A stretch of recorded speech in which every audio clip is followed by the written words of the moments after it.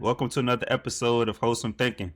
The main objective of our conversations is to challenge people's minds and stimulate wholesome thinking by utilizing the gifts that God gave us. This platform is inspired by scriptures, spiritual journeys, perspective, and life.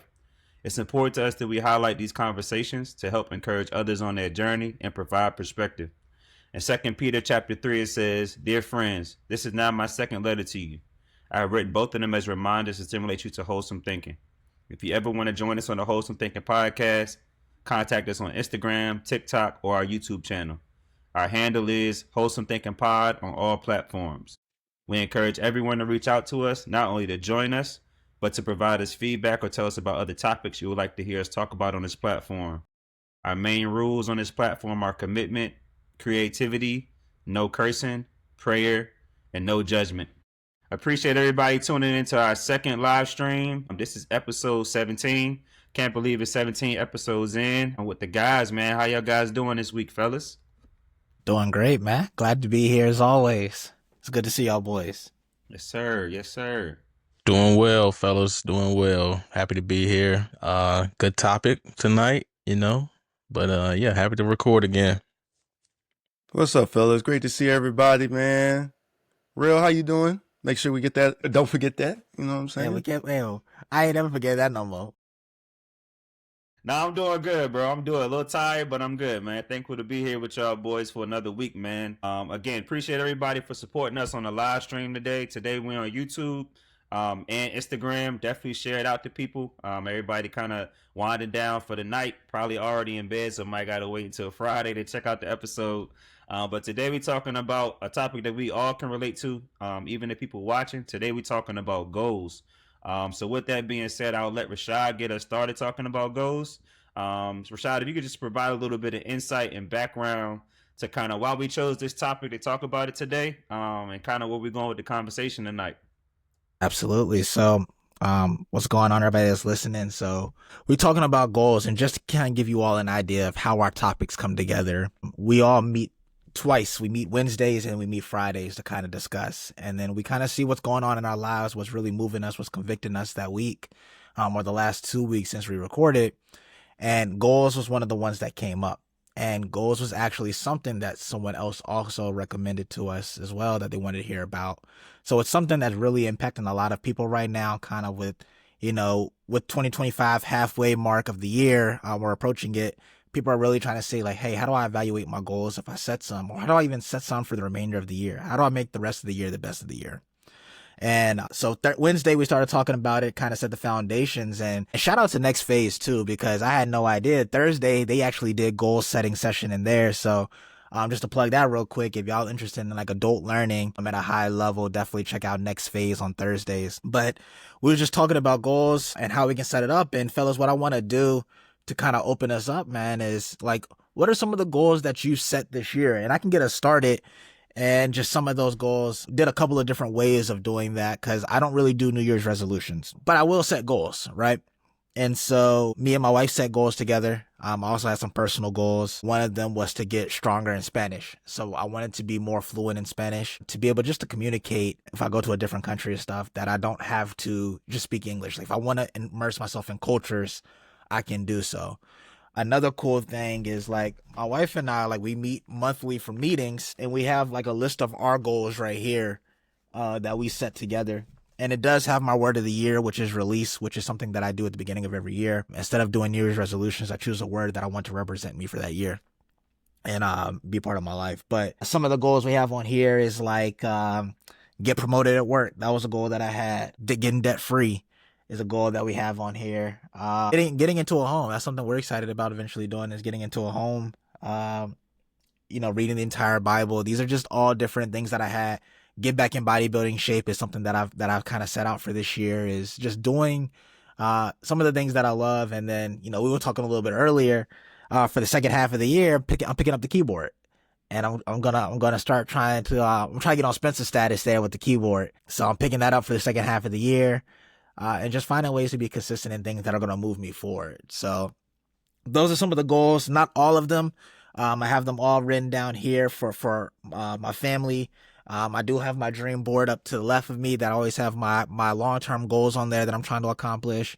And then I have different spots where I have my personal goals around as well. So those are just some of the goals that I have for this year.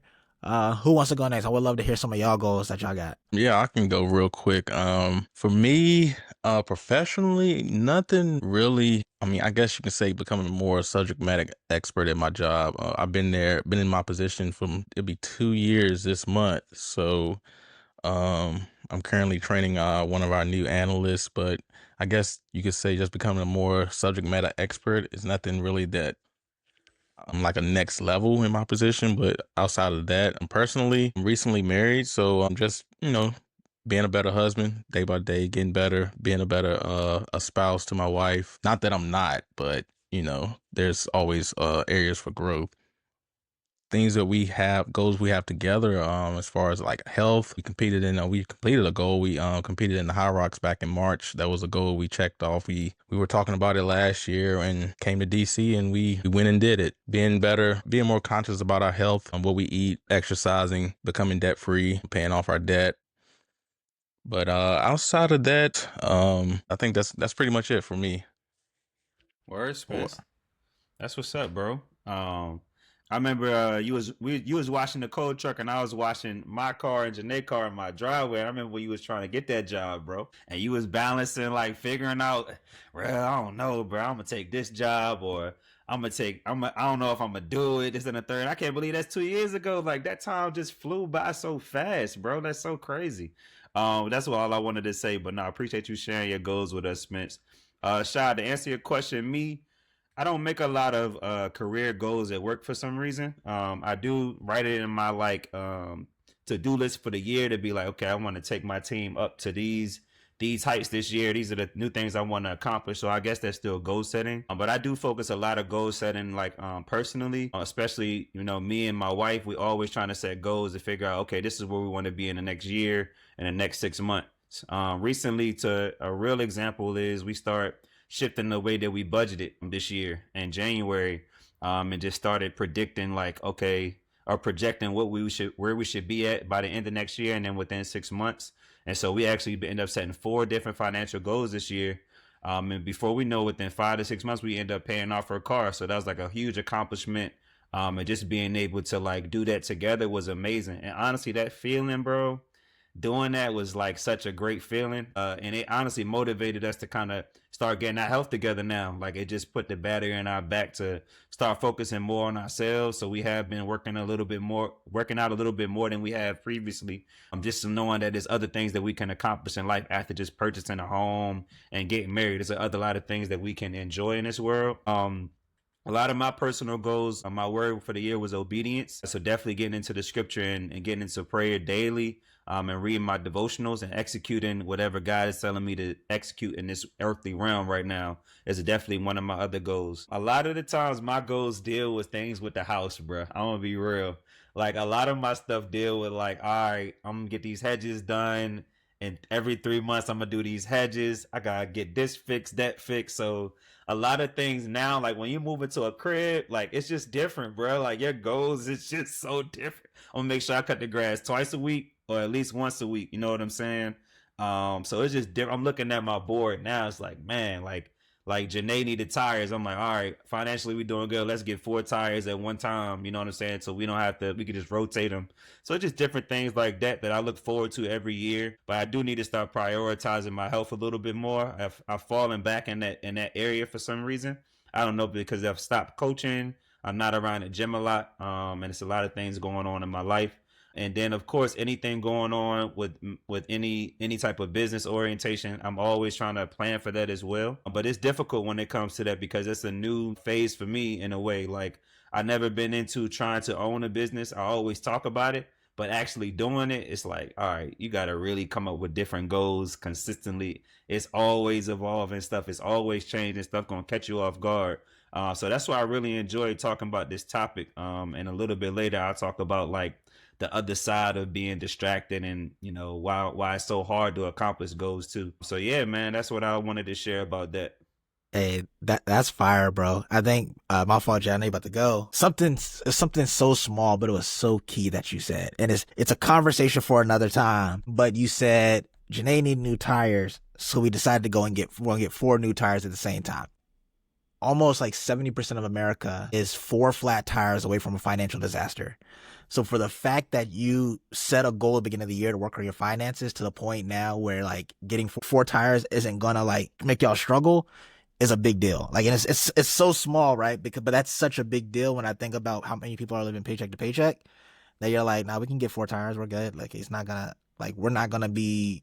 I'm not gonna go buy a used tire to just try to accommodate to make sure I got it all. You're like, no, we got it because we did the right things for one of our goals. So shout out to you for that.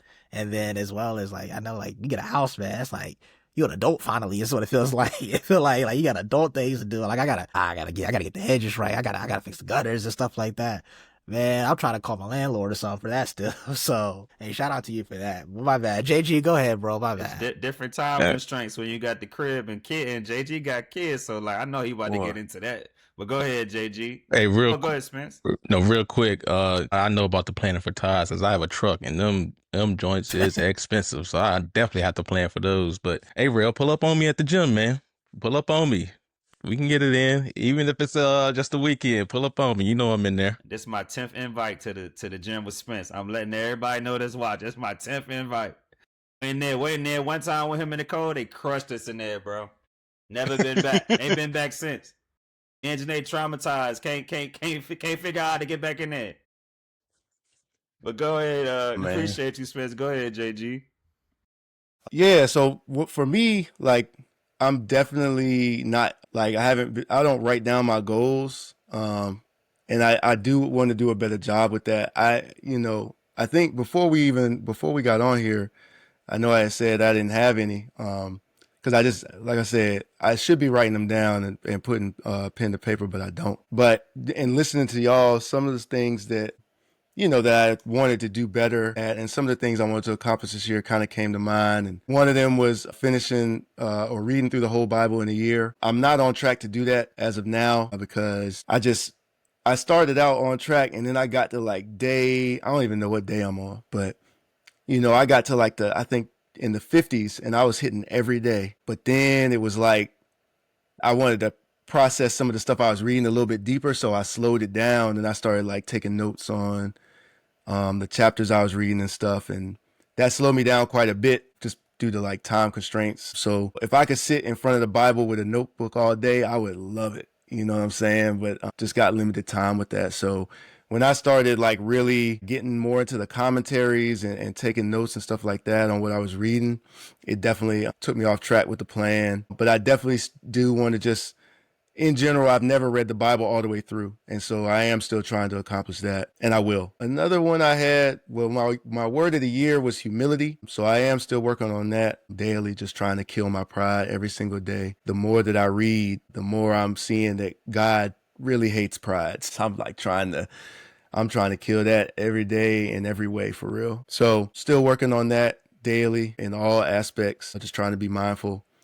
And so also had a goal that I really should have written down and kind of map out. Maybe after I soak up some game from y'all, I'll do that after this pod. But I had a goal of dropping or putting out an EP this year at some point. Hopefully before the end of the summer. We'll see how it comes together.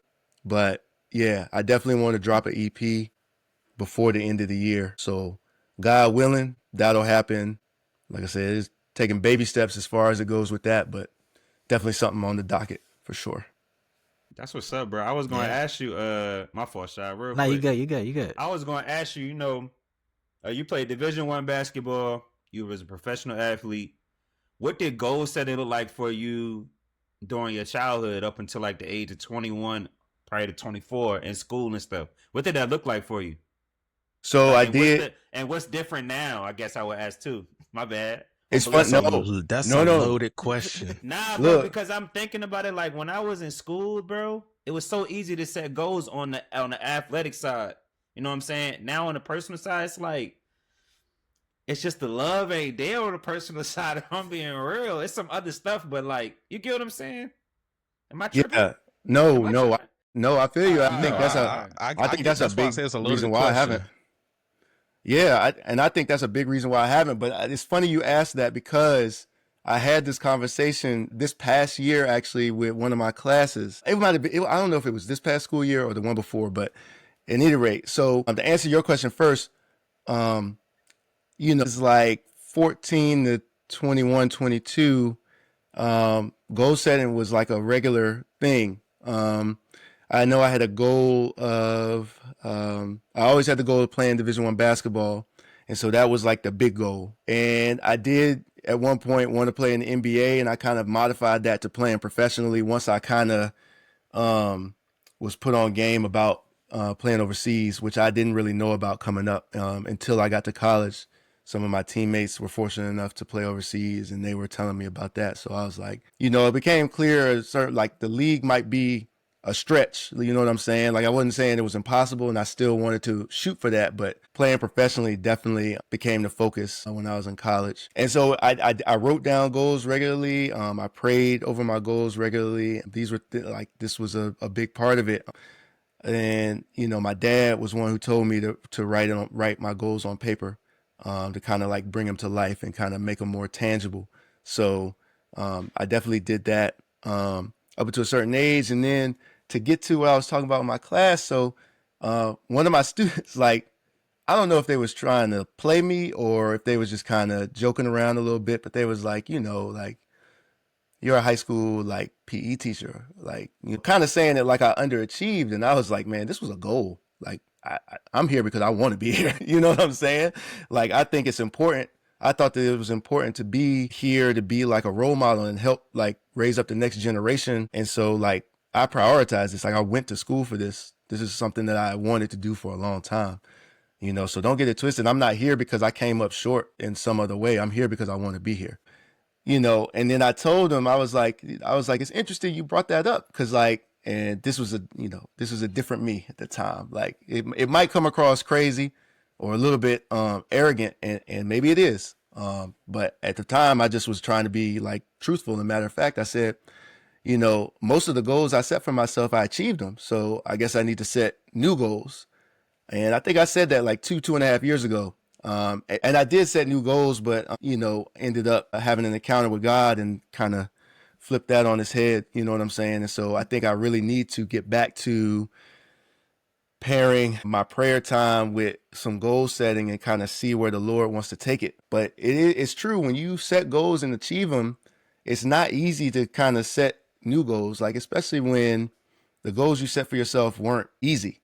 You had to put time and you had to work towards it. And so, I think at that time I was kind of like maybe basking in the accomplishments a little bit too much and not, refocusing and trying to push myself in the way that I should towards new heights. But yeah, so that's funny you asked that though. Hey, you said a lot right there.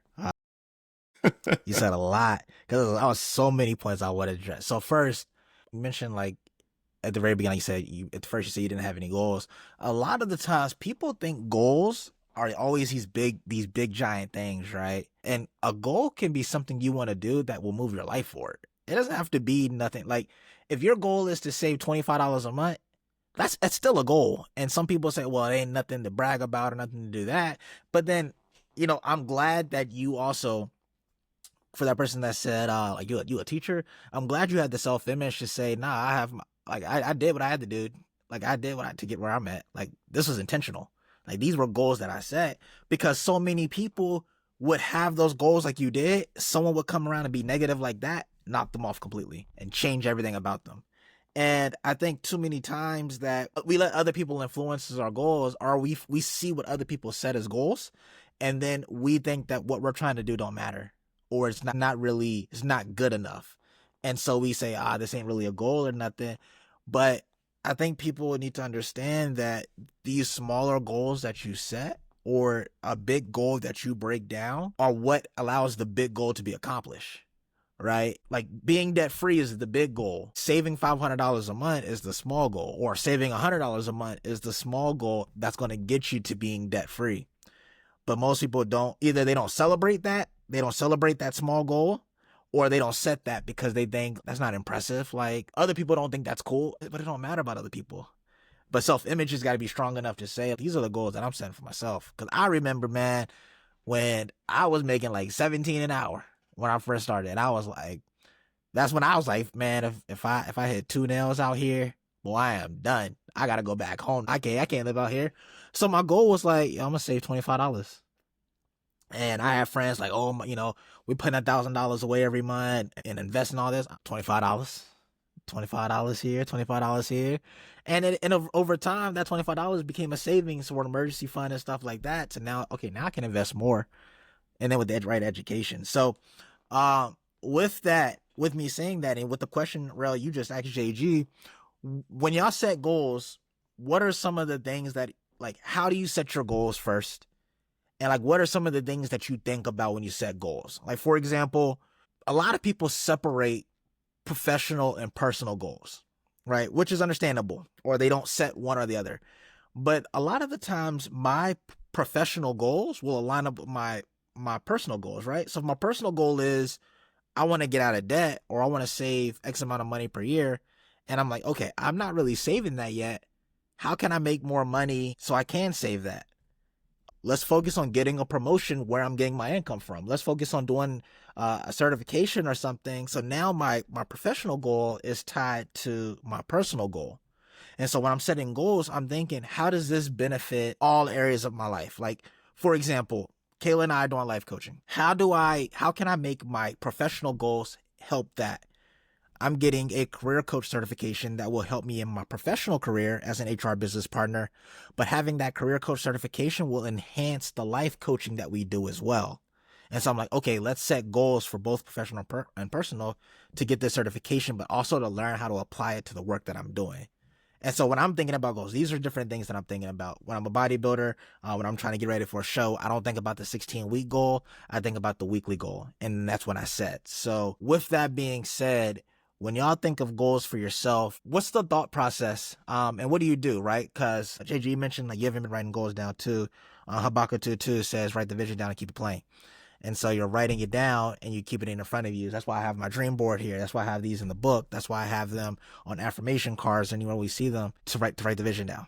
So what do y'all do? I would love to hear what y'all do. First off, that's a loaded question too. I'm gonna answer Rail's question first because I had a answer for that. And then I'll answer your question, Shad. Back to Rail's question, setting goals when I was growing up, my parents kind of forced me to set goals when I was growing up because as I said on the pod earlier, if I didn't get good grades, I won't play in the PlayStation. And that's what I lived to do when I was growing up as a kid. I had to play Madden, college football, NBA Live. Okay, that's what I wanted to do. So when I was growing up, they made it so I had something to work towards. I had to get good grades to go to the next grade level. I had to get good grades to go to the next grade level and then graduate. Had to get good grades to graduate and then go to college. Had to get good grades to graduate college and then get a good job. And then I think that's where it stops for a lot of people because when we're growing up, we're taught you're doing all of this so you can become an adult. But what happens when you become an adult? What happens after that? You grow up, you do all this to get a good job, graduate, get a degree, get a good job. They don't teach you about what comes next and setting goals when you're an adult. Managing a house like Rail was talking about, cars, children like JG has, and all these other things, managing debt and your money and your career. They don't teach you about setting goals within those areas of your life. When they just say, all right, you do all of this, you can get a good job, and then you become an adult, and then that's it. Shai, back to your question. For me, when I'm setting goals, it looks like one thing I would say is I agree with you. How is it going to impact my life personally? And now that I have a wife, how is it going to affect me and my wife's life? And also when I go about, I think about how long is it going to take me? Is it like a multi-step? Like, is it a step towards a bigger goal, or is it just this goal and then I'm moving on to something else? So a lot of things goes into how I set my goals. But a lot of the times it's how is it going to impact my life and how long is it going to take me? So with that, do you separate your goals, or I guess, do you set long-term and short-term goals, or do you, in a sense, if it's too long out, you don't really put it as a goal yet, right? Because I think for long-term goals, it's in a different spot for me. It's on my dream board. Like the dream board has the homeless shelter, traveling with friends where we just go and pick a spot in a hat and we draw it out the hat, things like that. it has like define it like those things that are further out are on that compared to some of the goals that are more soon are like more so in front of me, like on the paper where I can like open up the paper and look. So when you said that based on how long it'll take to accomplish, do you actually keep track of your long-term goals, or do you just not set them until they're closer? I do, but like I said, it's kind of like a multi-step. So like for long-term goals, those can seem like you set that goal, it can seem so unattainable at the time. So I think it's important for you to set like a plan out where you have these short-term goals that you will like milestones per se that will help you get to that long-term goal. And that's why I believe it's important for us to set goals that are attainable. If you set a goal that's in that moment unattainable, you're not gonna be consistent. There are going to be times you're going to hit trials and tribulations where you're going to want to give up because this goal seems so far out of reach because you didn't set up a plan to reach that long-term goal. So I think with my long-term goals, I set up a plan to kind of like so it doesn't seem so out of this world, so unattainable that I'm never going to get there. So I set up a plan. I get to this milestone. All right, I check that off. I'll work on the next milestone. Eventually I'll get to that long-term goal. I do set it, but it's kind of like short-term goals in between that long-term goal, if that makes sense. Nah, for sure. Appreciate you on that. Absolutely. For me, man, I appreciate you, Spence. For me, like the way I process it is setting stuff up in phases. So I got like phase 1, 2, and 3, trying to figure out, okay, in phase 1, this is kind of where I want to be. And so it's like almost like 3 month intervals, kind of. Just getting data on like, all right, how did I do in the first 3 months based on these things that I wrote down? I said I would do in my first phase. The first phase should be able to transition me into my second phase, and then my second phase should be able to transition me into my, my third phase, and it should be coming up on a year, and I should have accomplished what I've already accomplished. I'm kind of like Spence too. Like once I accomplish one thing, I'm on to the next one. I don't think I celebrate my accomplishments enough. Shout out to my dad though, bro. I'm kind of like Spence too. Like he really made me sit down and create goals where whenever I start struggle with anything, he's like, bro, you need to sit down. What's your goals? He just like, what's your goals, Terrell? What's your goals? Like he wouldn't say go write it down. He's like, okay, well, what's your goals? What if you ain't write it down? Then you're not serious about it for real. And it always stuck with me. You know what I'm saying? And he always just told me like, don't be good, be great. And then my mom was the one that was always like, write it down like this, structure it like this. You know what I'm saying? So that's where that attention to detail and stuff come from. It's from both of them. You know what I mean? My dad being able to tell me, think about it like this, and my mom telling me to write it down, and then relating it to the word. And Rebecca, like Rashad was talking about, write it down plainly. You know what I'm saying? Write the vision down plainly. So being able to understand how to do that has taken some time. I think transitioning from coaching into getting into a career, doing a 9 to 5, I kind of slowed down after I got my master's. I think I talked about that before because, I felt like I've accomplished a lot. I got my master's, I bought a crib, I got married. All right, I'm done. Like, it's nothing else for me to, you know what I'm saying? Now I could just have fun for as long as I need to, you know what I'm saying? Not taking nothing serious. And then in this past like year and like 6, 7 months, God was like, nah, you need to get back to your foundation and the values that I created within you and instilled in you over time. So being able to do that, man, it changed my life around, if I'm being honest. Like being able to write that stuff down a year and a half ago now and seeing what's transforming and how God is transforming me is truly a blessing. And I just give him honor and praise and all the glory for what he's doing in my life, and you guys' life is too. You guys' life too, and as well as our families, man. And shout out to my wife for supporting me with my goals and the visions that God has given me. Because without her, bro, I really kind of would be overthinking all my situations and scenarios and probably just remaining stagnant for real.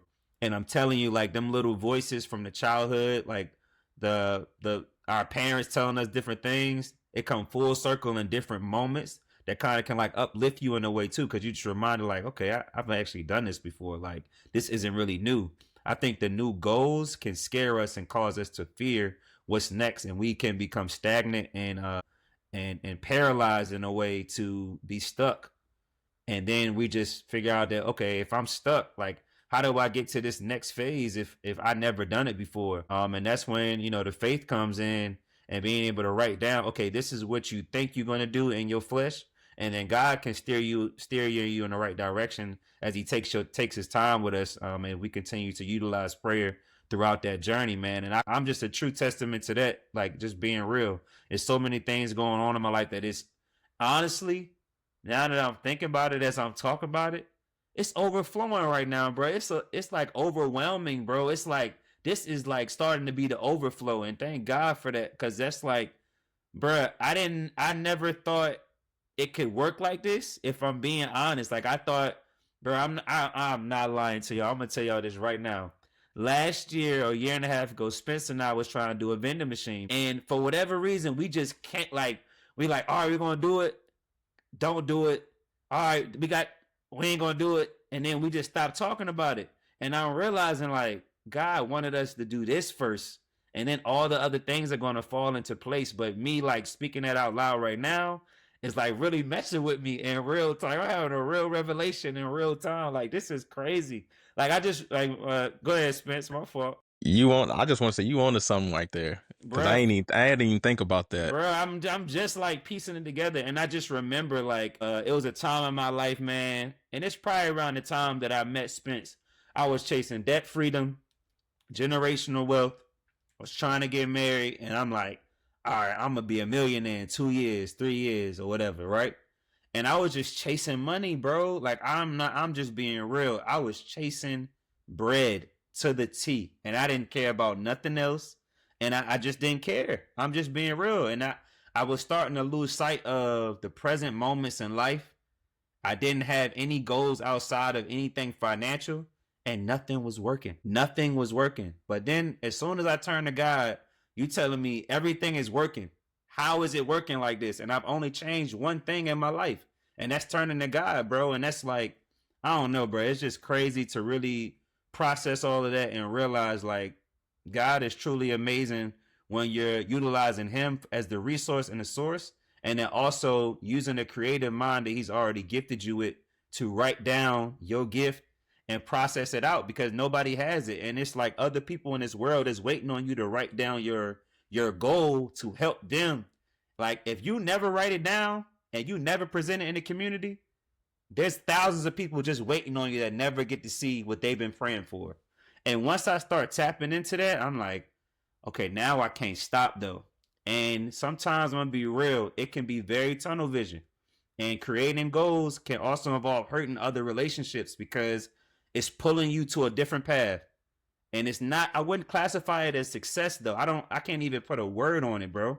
But it's a lot of peace in the process too, because you could just see different things unfolding piece by piece, person by person, and seeing how different things start to align as you turn to God. So I just wanted to share that.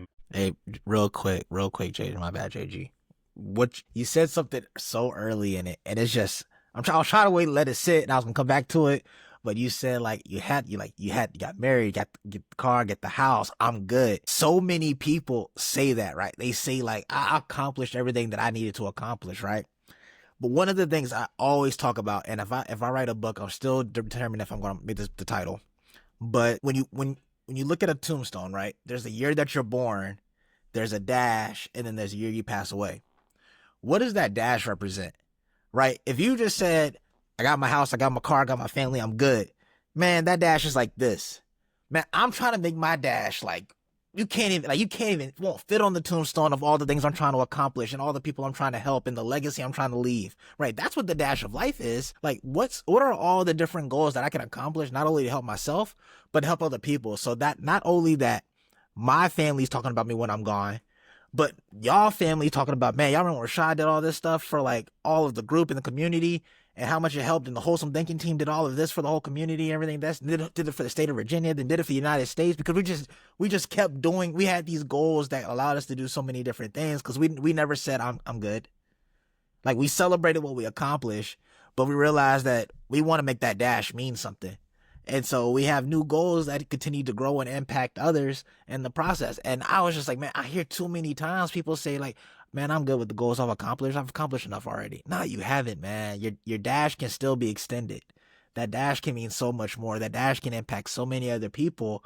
And so, like, I was like, man, I'm gonna wait to say this later on. But I was like, man, they're just eating at me, man. So, JG, go ahead, man. Go ahead, JG. hold on, JG. I got to. Hold on. Give me 1 second. Give me 1 second because I just remember something that I read that Jerron, like me and Jerron, follow each other in the Bible and on the Bible app, so I could see what he highlights. Now, I done had this Bible app for years, and I never saw this feature on the app. So, bro, when I realized like, oh my God, this is like social media of the Bible, and I'm just understanding like, oh no, I could see what he's reading because he's highlighting these things.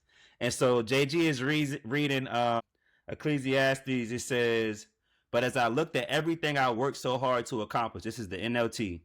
It was all so meaningless, like chasing the wind. There was nothing really worthwhile anywhere." And bro, when I really process that, that's a lot to like think about, right? Because our flesh, of course, just us as humans, we want to accomplish so many things in life, right? But when the word is breaking it down, like it's like chasing the wind, like the wind is something you can never catch or hold on to. And I start processing like, why was I chasing success so much in my life? I remember when I was coaching, I wanted to be a head coach in the Division 1 at 26. And I'm just processing like what was I really chasing? What was I really chasing, right? And when you start processing stuff like the things that you're chasing is like chasing the wind. If you really understand what that means, it probably can explain and expose a lot of stuff that you're going through in your life right now to figure out what you're doing on that 9 to 5 every day. Why are you working where you working? Why aren't you writing any goals? Why do you love money so much? Why do you need it? Why do you need this fancy things, these luxury things in life? What are you really chasing? What are you comparing it to? And just if you start realizing and putting in the sins every single time, I want this car. It's like chasing the wind. Leave it alone. It just keep equating those things. So that's all I wanted to say, JG, real quick, because you was about No, to you talk and I good. just remembered you was reading that, bro. So appreciate you. Yeah, no, you good, bro. Man, like a lot is being said, bro. And there's a lot of thoughts running through my head right now. I would say this. I'm glad that you brought up the Ecclesiastes verse because I think that's a reason. It's not a reason, but it really made me shift from goal setting to just being just open and submitted to God. It really brings me back to that. Like I just kind of I just what I try to do is talk to God about it and just let him lead. And I'm just like my constant goal is to be open and in tune with the Holy Spirit to go where God is leading me to go and not to go in the opposite direction. And I feel like my selfish ambitions and some of the wants and like desires that I have, like uh, worldly things, and not necessarily bad, like not to flex or nothing like that, but just things that I want or things that I like. You know what I'm saying? I think that I don't want that to get in the way of where God is leading me. I feel like, oh Lord, what is the Psalm?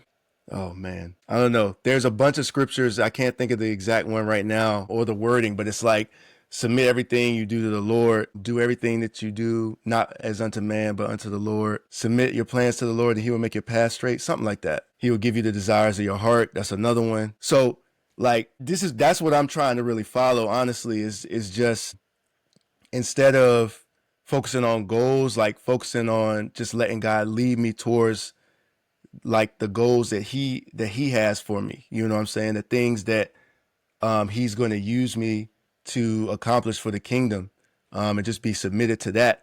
But however, Proverbs 19:21 says, "You can make many plans, but the Lord's purpose will prevail." And so we are supposed to make plans. The thing that I've learned about the Bible, I think I said this maybe in a different episode, is like none of the words in the Bible are there by accident.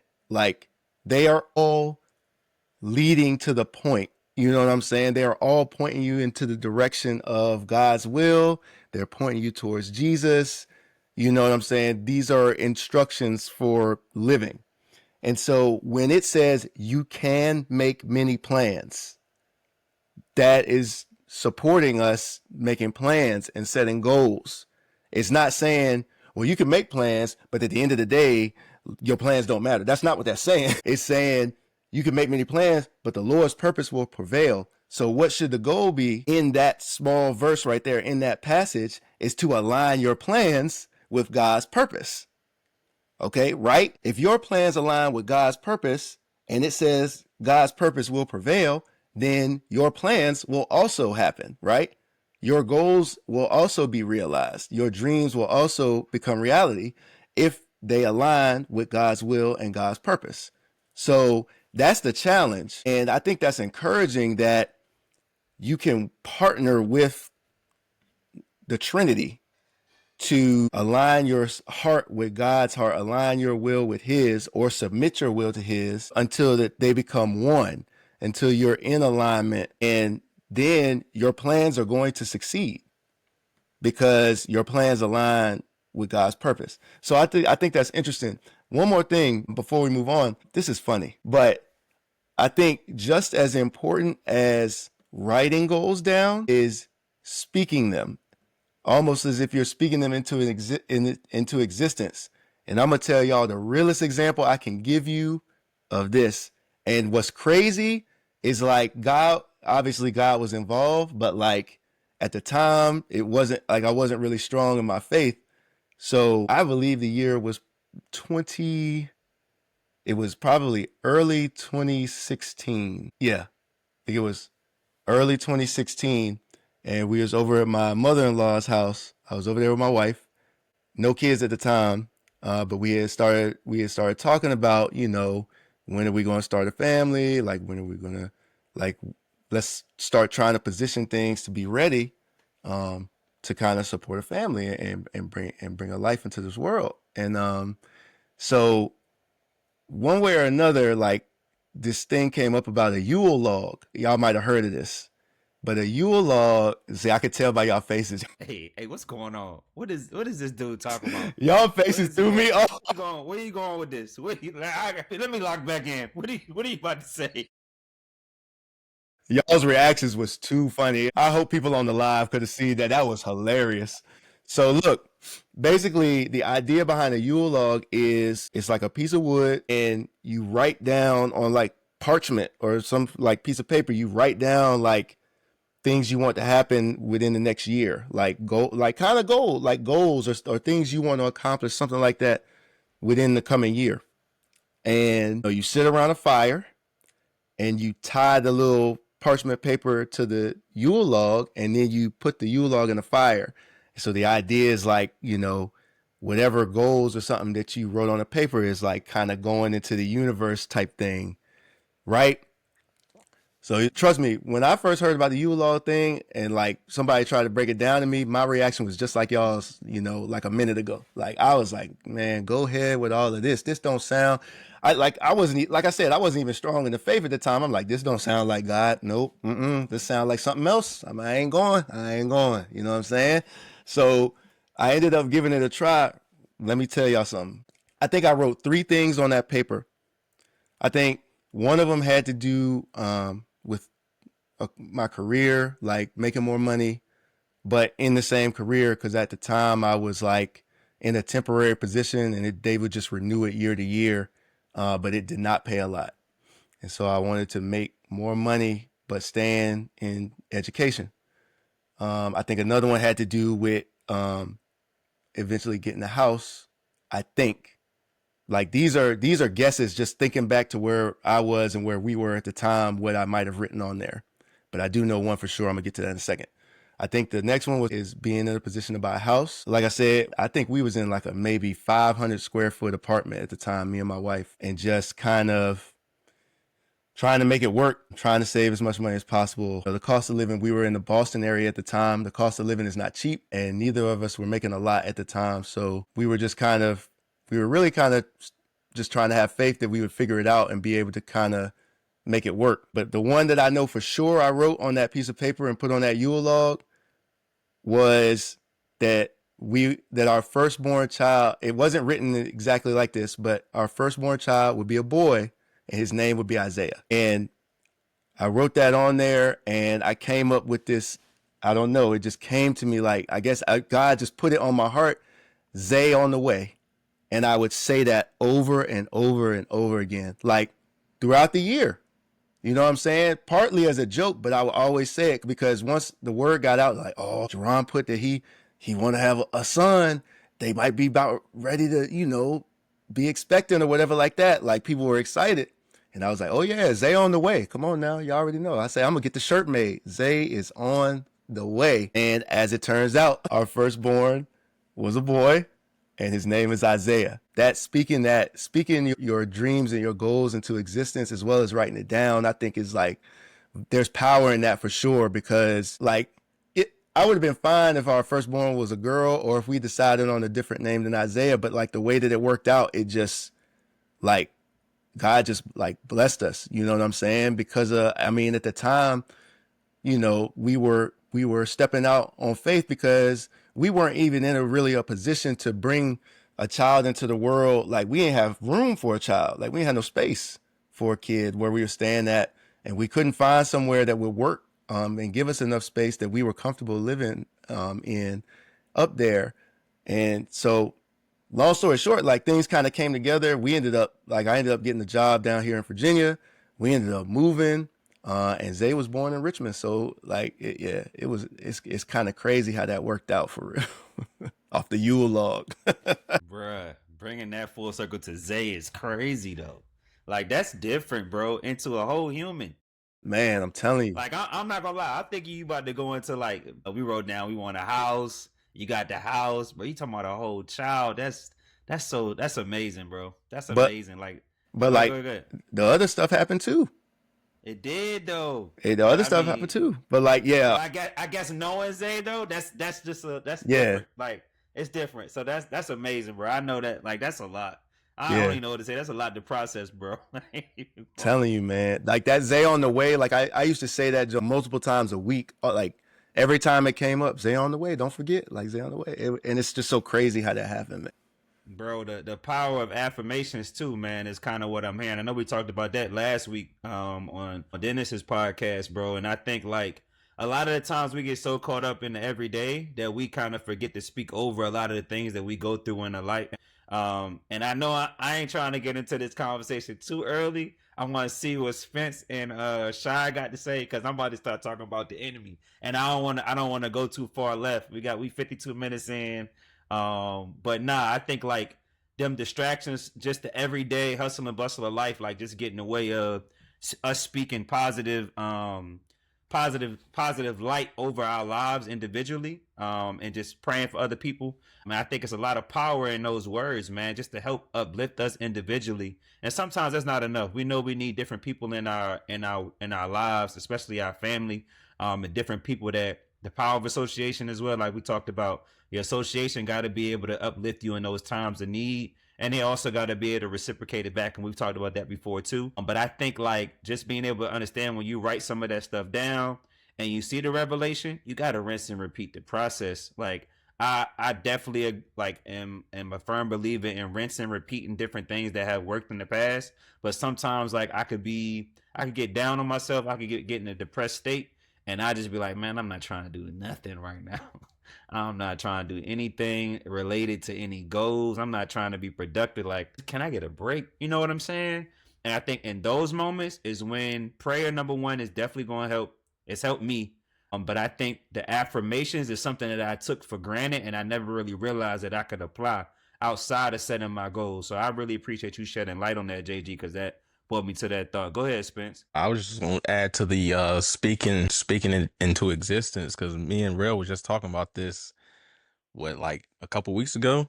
And to give a real example, we was at Carter's Mountain 5 years ago, almost to the date. We went to Carter's Mountain in May. The first time we went was back in like June of COVID, and we was there. We was talking it up.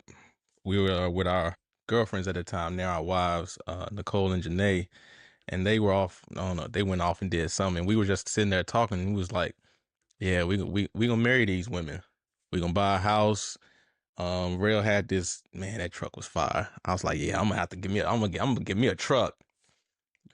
Fast forward years later, we both got married.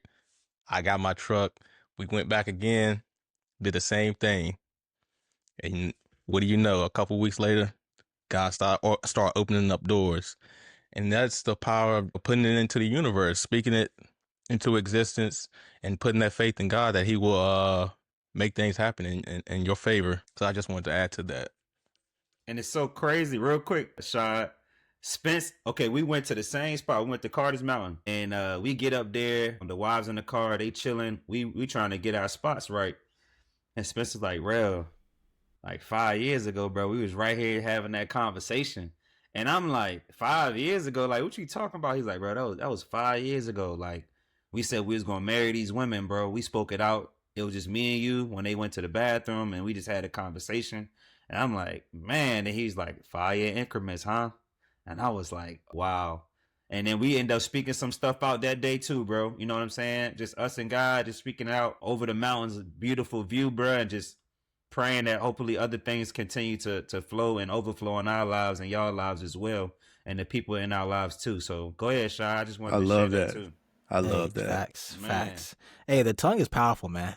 Speaking affirmations and speaking life over yourself is powerful. 2 books I have for that. One is Hung by the Tongue. Another one is What to Say When You Talk to Yourself. Because when you speak to yourself, a lot of the times goals aren't accomplished because belief is low. And the action that you take, right? God is going to provide a lot of it already for you. You just got to walk it out. But the belief that you can walk it out is where your affirmations help you in that aspect. Right. So if I'm speaking life into myself, I'm not speaking affirmations every day, because I've been saying affirmations for, it's probably been about 8 years now, been constantly doing affirmations. And each time that something positive goes in, it's a small deposit into your subconscious. And once you have all of these positive interactions that go into your subconscious, then your belief starts to change. Once your belief starts to change, you start taking actions because you think you can accomplish these goals. And so a lot of the times what happened is that people speak negative over their situation. They speak death into what they're trying to do. Man, I have this goal, but I can't accomplish that. Or that's too hard to do. Then what happens? You don't do it because you programmed into your subconscious that it's already too hard and you can't do anything. And then for anybody who thinks things are too hard, like everything is hard. Like things don't get easier, you get better. So you have to move, you have to take action. You can't overthink. You have to speak life and take action to get better so things get easier. They don't just magically get easier. They stay the same. You just get better. And so affirmations help so much for that because it allows you to build your belief into how you're trying to accomplish those goals. If I set this goal, man, I'm gonna save $100 a month, and right now I'm barely keeping the lights on, man, I save $100 every month. And I can say that I'm not even doing it yet, but I'll start building that belief that I am. So then I look for ways, how can I make this subconscious thought become true? What actions can I take? What work can I do to make sure that is a reality? And that's what reprogramming your mind can do with your words, right? And even if you're not speaking, right? People think affirmations is just the stuff that you say, but it's also the stuff you hear, right? Right? That's why like reading the Bible is so powerful, right? Because you're putting the Bible in, you're putting wisdom in, and you're speaking it over yourself. So you're speaking life into it, right? So you're literally doing so much when you read the Bible, and you're putting so much good in, more than just your words, but it's wisdom, it's affirmations, it's confirmation, it's all of this that goes in at one time that allows you to build the confidence, your self-image, to the point that you go out and take action to accomplish those goals. So, and JG, one more thing that you were saying, and I feel like every episode I say it now, but you're talking about how, like, you know, your goals need to be aligned with what God got for you, and worry about that. And I remember when I was meeting with Tanner and we're talking about all the goals I'm going to accomplish and the purpose I'm chasing. And that's when he said, like, are you chasing purpose with God, or are you chasing God with purpose? And what JG said is chasing God with purpose, right? We focus on the right thing, and then everything else will fall in line. And like you said that immediately, I was like, man, that's hitting me. That's still hitting me every single day. That's hitting me. So affirmations are powerful, man. Affirmations help build your subconscious up to a high level where you can absolutely accomplish what you want to, because you start changing your belief. Man, appreciate you, Shad. JG, you about to say something? My fault. Go ahead. No, well, I did want to say I remembered one of the scriptures I quoted was Proverbs 3, 5, and 6. Trust in the Lord with all your heart and lean not on your own understanding. In all your ways acknowledge him, and he will make your path straight. That's the one. The other one I believe was Psalm 37, 4. He'll give you desires of your heart. I didn't look it up, but I did remember the Proverbs one. But I appreciate that, Shai. Yeah, I agree. Like, and you know, shout out to the Holy Spirit for giving me that revelation real time. Like, but honestly, it is like we reading the word and like really processing what's in front of you, bro. Like, man, I listen to this dude JD Greer. He does a Monday through Friday. He does a daily 25-minute, basically like sermon, but he just breaks it up into different parts. And on one of them, he said something that was so real. He was like, he was talking about how the word of God is like living and breathing. And he was like, when you really read the word, like he said, don't this feel like when you reading it, it's like you looking in a mirror and somebody's looking back at you. And I was like, I almost spit out my coffee. I wasn't even drinking none. I said, Lord, that junk is crazy. Cause like sometimes I really do be feeling like that. Like, especially when, you know, the Holy Spirit is directing me towards something that he wants me to work on. And it comes up in the passages that I'm reading. And I just stop in my tracks, bro. Like I can't just go over it. There's stuff that just jumps out, and it's like for real. When something stops me there, and I got to go back, I need to stay right here for a minute. It's like literally somebody is looking at me while I'm trying to get like a deeper understanding of what I'm reading. And so, yeah, like I just think when you are attempting to accomplish something and you want to partner with God, Jesus, and the Holy Spirit to do that, okay, and you're seeking out his word, like you're trying to learn about God's character through reading the word and trying to gain a deeper understanding, like that's when stuff starts clicking. It's like things that you forget you want to do, all of a sudden an opportunity pops up and the Holy Spirit is like, boom, go. Like, I know I had been wanting to get in the studio forever. And I told y'all like a little while ago, I guess it's a couple weeks now, I tried to get in there and went up there and nobody was there, which was weird. Has never happened before. Like, you know, you call somebody, you go up there and nobody's there to open the door. Just weird, right? But it just wasn't time. It just wasn't time to do that. And so while it was an inconvenience to drive out there, wait as long as I waited and then end up not getting anything accomplished, like I could feel God's presence with me the whole time.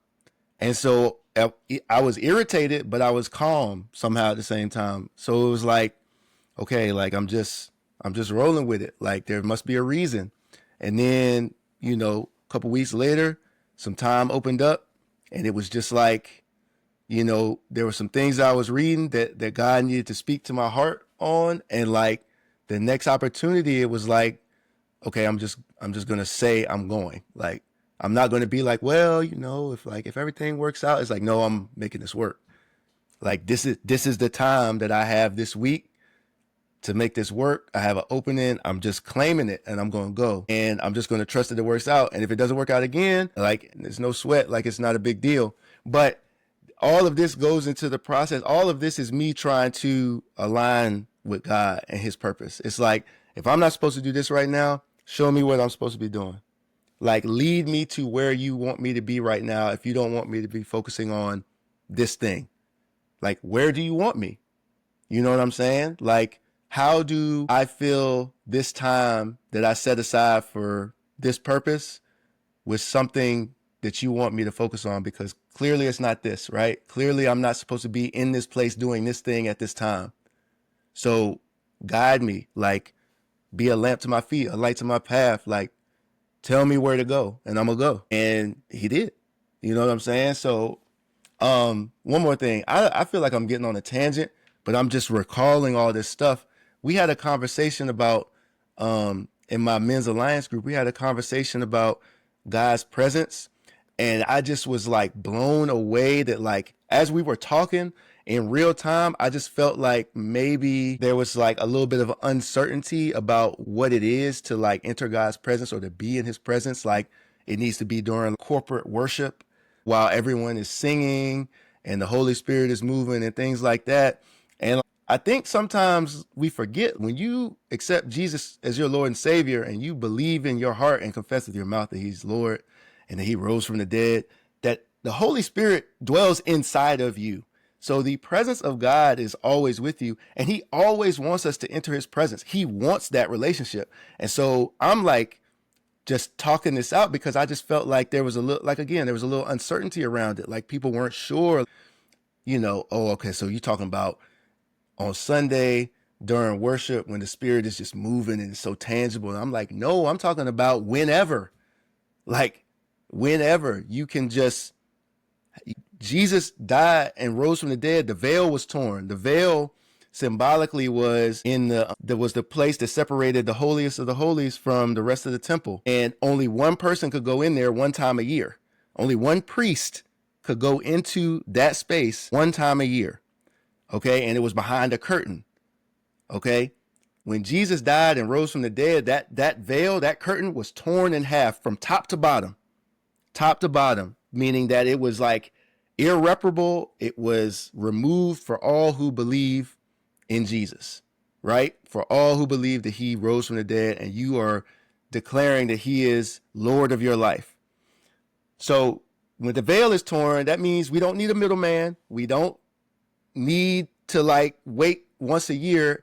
There is no barrier now between believers and the presence of God. You can enter the presence of God at any point, at any time. And it's interesting because, like, I think God showed me that because I was caught up in a certain space, having consistent access to a certain space at the same time each day. And when that was taken away from me, it shook me up a little bit. And I was like, it's just different. It's just different when I'm in there with him and I can feel his presence. And I think like things happened the way they did so that he could show me like, no, you can enter my presence. You don't need a room to meet with me. You don't need a specific room at a specific time and a specific place to meet with me. You can come meet with me anywhere. The veil is torn. There is no separator between me and you. When you pray and you want to access my presence, you can do that. And I want you to do that. And it's like, okay, this is like, then he starts to open your eyes a little bit and guides you in the scriptures that support what you're hearing and what you're feeling. That like God wants that type of relationship where you're dialoguing with him throughout the day. You're constantly accessing his presence.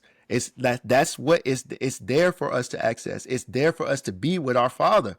It's there for us to have a relationship with Jesus. Like, and the Holy Spirit is in us to guide us in all of this. That like we are sealed with the Spirit. So like every believer has that capability. And so I just got like real passionate about that in the moment, like, because I just felt like not everybody was really like, had really realized that. And I'm like, oh no, like I don't want, the whole point is for all of us to be able to do this. Like this ain't something that we supposed to keep to ourselves. So I got to make sure, like, I feel like I want to make sure we all on the same page. Like, hey, you want to meet with God, you go meet with God. You want to experience God's presence, you just ask him to come into your heart. Like right there, ask him like to come into that space, invade that space. Like the word said, the word says the train of his robe fills the room. There's not room for anything else. So like when you ask to experience that presence, there's not room for any, like there is nothing that's getting in the way of that. Like we're talking about the God of the universe. So I don't know. So I just got into another passionate rant about that again. But like, I really want everybody listening to understand that if you didn't already, that it's not just a sometime thing where you can enter the presence of God and meet with him and talk with him. Like this is all the time for those who believe in Jesus Christ. So yeah, that's what I'm gonna say. Nah, bro, you saying a lot, and to break it down a little bit further too, I think like a lot of the times people get caught up in religions and they just don't focus on their relationship with God at all. I gotta be a part of a church. You want me to come to church? You want me to do this, that, and the third? Is like God just wants you to talk to him, bro. Like you don't need to do too much. It's very simple. Just have the same conversations you having with me with him. And he could provide a lot of other things for you. And I think, JG, I appreciate you for even highlighting that, because I remember when you told me that on the phone, and I'm like, that's a hard concept for people to really digest, bro, with what you just said. It is difficult until you start really practicing it and doing that. And, I started realizing that when I started journaling. And I think that's when I started realizing, like, okay, I could really talk to him like he's one of my best friends. Like, he's my father. He already know everything that I'm going to do anyway. So me trying to hide information, and I'm gonna be real, right? I was a believer that like if I was about to get into a situation, all right, God, get me out of this. I won't do this never again. He wants us to do that all the time though. Like he already knows. Like he just wants you to talk to him. Like, man, God, thank you so much for this bonus on my check. Man, if you don't talk to him every day, like what we talk about? Like a bonus, somebody dying, you in a situation in your relationship, like don't call on him now. You know what I'm saying? It's different. He wants you to call on him regardless. Not saying it's a bad thing either, but I think he wants us to be in constant dialogue with him at all times in different moments, no matter what the setting is. And you could have church right there with just if it's 3-4 people in the midst, okay, that's what it's gonna be. If it's just you and him, perfect. But a lot of times we spend a lot of time just being isolated from him, and then we're like, it's a foreign language that we have to learn. And I think I said that on a couple different episodes that I'm just trying. I think I'm in the phase of life of learning God's language and learning the language that He want me to dialect with Him and dialogue to Him about. And I think that's helped me accomplish some of the goals that He's set in front of me, man. I really being transparent about that. But before I get off tangent too much, I wanted to ask this question because so many people struggle in this world, right? We all do, but people struggle in different ways now, if we're being clear. Everybody don't even want to talk about goals because they can't understand or have a foundation to even, they didn't have parents or something like that made goals they end all be all like me and Spence, or they didn't come from a 2-parent household. Maybe they didn't have siblings to help model whatever was needed in their house, to be like, hey, you need to write these things down, or this is why you should write goals down to help accomplish things in life. Some people can get into the same phase that I was in and just like, it's nothing else more to life. Like I'm just going in emotions at this time. I'm pretty much a robot. I'm stagnant. I'm in paralysis. My potential, I've peaked out, and people just kind of give up, right? But I was wondering when y'all brought up this topic, like, why does the devil or the enemy try so hard to keep us away from accomplishing what God is calling us to do? And that could be goals, but that could also be your calling and your spiritual gift too, because we all was created differently and we all can bring something to the table. So now you got to start processing, like, why is it so hard for me to accomplish goals? Why is it so hard for me to be disciplined? And I start really like asking myself that for myself and other people that I may know or may not know. And I'm like, I wonder if anybody's ever thought about the question like that, because a lot of the times from my perspective, the enemy is trying to keep us away from that other side, because God's reward and His fruit is so much that we wouldn't be able to even, we only maybe want an inch of it, bro. I'm gonna just be real, just a little bit, because it's so I think it's overwhelming. I think it's a lot that we won't be able to understand. And I think it involves a lot of joy and peace on the other side. And I think when the devil knows that, for certain people that's probably listening, it's probably why you're going through a certain drought in your life right now, because the enemy is on your behind at this time in your life. He's on your neck. He's in every room that you're walking in, because it's a bigger blessing for you out here just waiting on you. And I can just vouch for myself and say that, okay, even though my parents may have instilled these things in me and these morals and values, and as it relates to goals, it's some people that I personally know that can be stuck. And I've been stuck before, so I can only imagine what the enemy is doing to them. And so I had to ask the question, like, why do y'all think the enemy tries so hard to keep us away from accomplishing our goals? I think because that's all he really can do. All he can do is distract us and take our eyes off what we're trying to actually do. And so one of the things I used to always hear one of my coaches say is people with goals don't get distracted. And what he meant by that is that if you have discipline, right? One, if you have faith and you understand what God has out there for you. I think I talk about a formula all the time. I talk about needs times faith equals motivation. You know what you want, you know why you want it. You multiply that by knowing that God has it out there for you. You're going to be motivated to go out there and just walk it out. But it's more than just being motivated to walk it out. It's the discipline. And so what he's saying is people with goals don't get distracted, is he's saying like, it's because it's not about the motivation. It's not about letting the enemy get in and distract you with something that doesn't matter, because you're disciplined. You're filled with the Holy Spirit and you're disciplined. And so, because that's the only thing he can do is put thoughts. He can't harm you. He can't do anything. He can only just fill thoughts into your head that can cause you to get off track of doing what God put on your heart to do and put on your mind to do, or what He's called you to do. Right. And so anytime he can distract you, he's going to do it. And he's going to pull you away from that, because that moves him, that gives him the point. Right. And so if your goals are all set on motivation and excitement only, then that's a lot easier for him to do. But if your goals is built on a foundation of faith, is built on a foundation of discipline, a foundation of consistency, then people with goals don't get distracted, right? Because you know what you're working towards, because God already has that out there for you. And it doesn't matter what the enemy throws in front of you, because you're not going to be distracted from what he's trying to show you. He's not going to show you something shiny that's going to pull you away. Now you're going to keep swinging that axe at that tree every single day. You're not going to look at the new tree across the road and say, oh, that's a pretty tree. Nah, because the enemy put that there, right? So if you got to make sure that you're approaching your goals not just solely on motivation and excitement, right? It's excitement or enthusiasm, right? Don't just approach it on excitement, approach it on enthusiasm, which is God within, and making sure that you're disciplined on what you're trying to accomplish. But when you're not, like you said, when you're not, enemy gets in there, distracts you in any way that he can to stop you from accomplishing what God has out there for you. Nah, that's real, bro. And as I'm listening in the process, I'm gonna let you go, Spence. I'm like, and also, I guess when you're being disciplined and obedient to whatever goals that you wrote down and whatever God is giving you to do, you're protecting what he calling you to do. Therefore, the devil can't access it. But the devil can access your thoughts because of the past. And a lot of the things that you used to do in your life, he could use against you and make you overthink certain scenarios. He make you, continue to be traumatized, continue to grieve, and he could just use it all against you, and you can still become paralyzed and stagnant in that moment. And I think a lot of us end up not protecting and covering whatever we wrote down with God's love and what he's calling us to do in his armor, man. So I wanted to say that. Go ahead, Spence. My fault. I just want to say real quick, I think the Bible tells us why the the enemy comes to kind of distract us from our goals. The devil comes to steal, kill, and destroy. John 10:10. He doesn't want us living in our purpose and giving all glory and honor to God for what he's doing in our lives. He doesn't want to see that.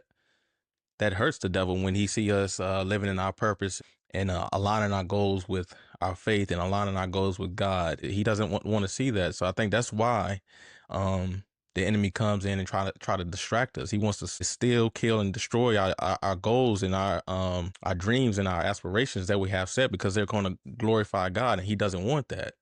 That's what the devil doesn't want. That's what he's trying to destroy.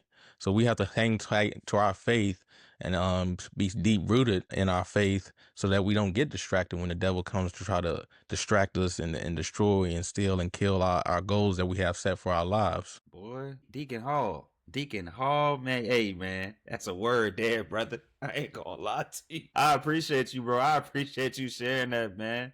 Go ahead, JG. What you got, man? What's your answer? Yeah, I think that the reason that the enemy is trying to keep us from what God has for us is that he hates God, and he can't touch God. He can't harm God. So the only way to get to God is to try and harm, distract, or misdirect the people that God loves. So he's got the only way that he can get to God is messing with us and trying to get us off the path. So he's going to do everything he can to do that, because he can't do anything else. And he can only do the things that God has given him permission to do. Right? So if you remember the story of Job in the Bible, God said you could do anything you want, just don't kill him. The only thing you can't do is kill him. You could do everything else. And so Satan couldn't even do anything until he was granted permission to mess with him. And so it's, Spence said, and everything. So when you read the word, everything that has to do with Satan and the sinful nature is always in opposition to the spirit, the fruit of the spirit, and the things of God. There's always opposite. There's always enmity between the two. So anything that has to do with Satan, the devil, the enemy, however you want to refer to him, is always going to be opposite from the things of God. So the enemy comes to steal, kill, and destroy. Jesus came that we may have life and have it to the full. And then there's a passage in Ezekiel chapter 28 verses 12 through 19 that kind of talks about the reason why Satan was cast out of heaven. So basically, let me see. So in verse 17, in verse 16, your rich commerce led you to violence and you sinned. So I banished you in disgrace from the mountain of God. I expelled you, O mighty guardian, from your place among the stones of fire. Verse 17, your heart was filled with pride because of all your beauty. Your wisdom was corrupted by your love of splendor. So I threw you to the ground and exposed you to the curious gaze of kings. So Satan, even in this passage in verse 12, you are the model of perfection, full of wisdom and exquisite in beauty. And so that wisdom and that beauty caused Satan to become prideful, and that pride caused him to sin, and because of that sin, he was cast down. So that right there is, I guess, kind of the beginning of that hate for God and his people. And so everything, since he hates God and we're called to do things that will advance God's kingdom, he is going to try to get in the way of that. He's trying to disrupt that by any means. And he's limited in what he can do, but the things that he can do, he's going all out just because he's driven by that hatred. So, I mean, that's why he don't want to see anything with God's kingdom advance, even though he can't stop it anyway. But because he can't stop ultimately he can do nothing to stop God or his plans or his purpose. But he can distract believers from walking in their purpose. And basically he's just trying to take us one by one, because that's really all he can do. But we have power over that. We have victory over him, in that we just need to be able to realize it and walk in it, the freedom and the victory that we have in Christ. And he's really powerless. He's really powerless. So we just have to know that, believe that, and live by that. Man. Boy, JG. Goodness. I don't know what to say, bro. I'm over here listening. I need to join the live and get off of this, because I don't even know what to say right now, bro. I don't know what to say, man. What y'all think about, what thoughts come into your mind after those answers? And again, everybody listening, like, if you got any questions y'all want to ask us, please feel free. We'll pay attention to the chat and try to answer some of y'all questions. But go ahead, Sean. Hey, what I'm thinking is we for sure gonna need a part 2 to this round, because there's a lot to go into goals and stuff like this that we ain't even scratched the surface, and so for sure gonna be definitely a part 2 to this coming. But now y'all boys are talking for real, and I think there's a lot of things that people can take away from some of the stuff that we said that can really apply to their goals, or even things to really think about when it comes to the goals that they have. If maybe they feel like they're not accomplishing a goal, maybe they feel like they've set a goal that they didn't really believe would be a goal, or they're only setting goals that are unattainable, right? Maybe some of the stuff that we said today, in the part 1 of it, is going to be something that's going to like truly help them. So I appreciate y'all, because I've been sitting here learning as well. Like Rel, you said you had to go to the live and learn, but I've been learning from as well, just from what all of y'all shared. So for sure gonna need a part 2 to goals. Word, Shy. Let people know about the timestamps too, man. Yeah, absolutely. So I know you all are watching it live right now, but for those that are checking us out on Friday when it comes out, there is in the description on both Spotify and Apple Podcasts, you'll be able to find the timestamps to every topic that we talk about. So we do break it down. If there's a specific topic you want to go and study and say, hey, I wish I could hear that again, we will have those timestamps for you. In addition to that, we will also have any resources that we share. For example, I shared 2 books earlier. We'll make sure we have all of the resources, and a lot of the key Bible verses that we focused on today will be included in the description. So that way you can always reference those resources. You can always reference those Bible verses. You can always reference those timestamps. And in addition, if any of you all ever have questions that maybe you don't share it on the live, but something comes up in a conversation you have, maybe goals is something you're passionate about, go ahead and reach out to the Wholesome Thinking Pod. You can reach out to us on Instagram, TikTok, YouTube. Reach out to one of us individually with your questions, and eventually over time we may have another questions and answers episode where we're able to kind of address those questions that we get. But definitely make sure you pay attention to the description so you can focus on the areas that you really enjoy and want to learn from, and just study and learn it the same way that I do. I go back and I just sit there and study and learn from these guys, because like I said earlier, when it comes to setting goals, if your life is moving forward, that's something that you're accomplishing. So appreciate you giving me time to share that, bro.